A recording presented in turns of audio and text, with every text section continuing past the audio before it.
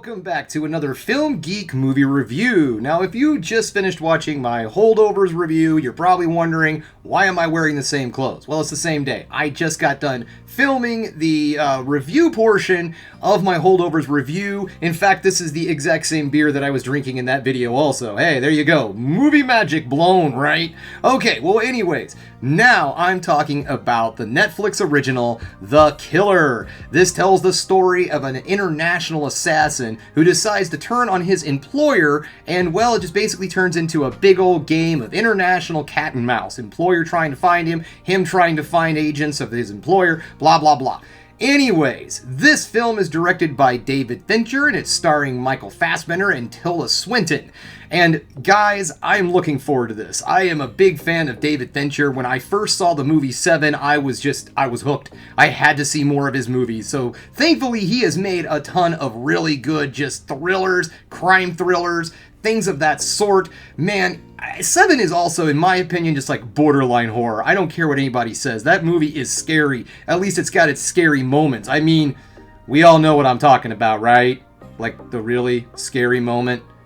Yeah. Okay, anyways, guys, enough of me talking about Seven, because I'm supposed to be talking about The Killer. And you know what? I need to get over there now to the old futon to check this movie out. My other cat, Bubbles, big fan of David Fincher, man. This cat loves these kind of thrillers, and he is waiting for me right now, so I need to get over to the futon and check out The Killer.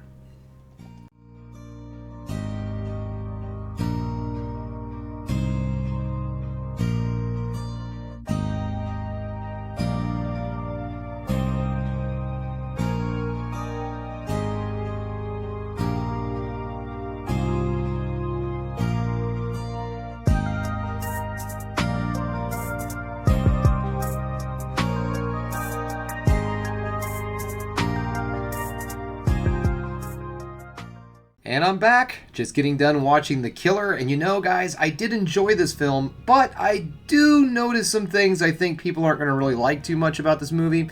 I do think that this is an acquired taste film. I don't think this movie's for everybody, okay? So let's get this started, shall we? We're going to start off with the negatives and then move into the positives to end the video on the ever so important high note. Now, the negatives that I'm going to bring up aren't necessarily things I disliked about this film. These are just things that I believe that some viewers are going to have issue with. The number one thing I would say is the very slow pacing of this film. The movie does move at a snail's pace. Not that that's a bad thing, which I'll get into once I get to the positives, because this is actually a positive for me. However, I do see how it could bore the snot out of some people. They're just kind of waiting for something to happen. And there's a lot of waiting in this movie. And that brings me to the next thing, and that is, it's not very action-packed. If people are expecting a movie called The Killer to have a lot of fight sequences, a lot of bloody gore, things of that sort, you're not going to find it. Now, there is violence, don't get me wrong, and there is a absolutely brutal fight sequence in this film. This is more like the Equalizer series. This is very slow pacing, kind of hiding around, waiting for that exactly perfect moment to strike your prey. And it's not something that you're going to find a lot of crazy, over-the-top action. There is no big fight sequence. Well, like I said, there is one really brutal, but there isn't like big ongoing martial arts scenes. He's not shooting his way through. This isn't John Wick. Let me put it to you that way, okay?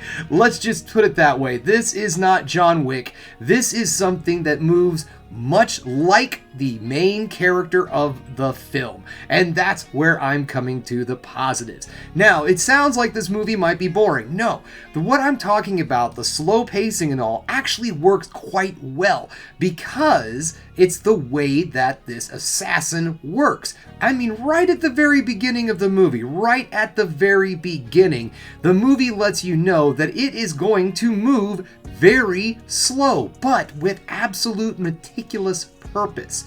Everything in this movie builds up to something else. Even though it's taking a little while to get there, the payoff in the end is very much worth the wait. So yeah, I like the way that the pacing worked, even though some people might not really enjoy it. Also, our lead actor, Michael Fassbender, is absolutely fantastic in this role. Now, he doesn't have a lot of actual speaking. There's what would you call it, voice-over monologue a lot in this movie. There's a lot of internal thought that's going on. You spend a lot of time with just him, and that's it. Everybody else is just kind of there. He's seeking everyone out. The best way I could put this movie for you is in horror movie terms. If you only followed Jason Voorhees, that's how this movie goes. You have to sit there and watch the way he plots out each of his kills and hunts down each of his victims, and that's what this movie does. It takes you through the process of assassination, step by step by step, to the point where the main character repeats over a credo over and over again throughout the entire film. That's kind of like the way the movie works. He reminds himself of just basically what he is, and that is a just absolutely soulless psychopathic killer, just a weapon to be used by somebody who has the right price. Man, this movie is also not your normal David Fincher high-tension kind of movie. There is some tense moments, there's plenty of that, but this movie doesn't rely on it like most of his other films. This is mostly, again, a lot of waiting and a lot of getting there.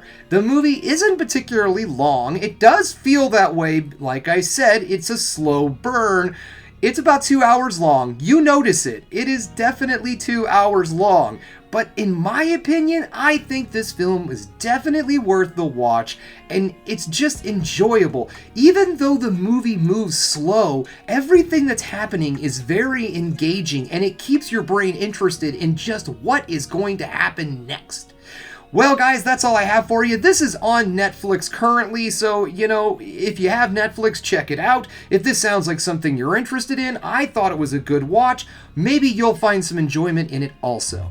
Alright, guys, well, that's all I have for you today. Thanks again for checking out the Film Geek. If you liked what you saw here, go ahead and subscribe to the channel, ring that bell for notifications, and give me the old thumbs up so I know you like what you're seeing.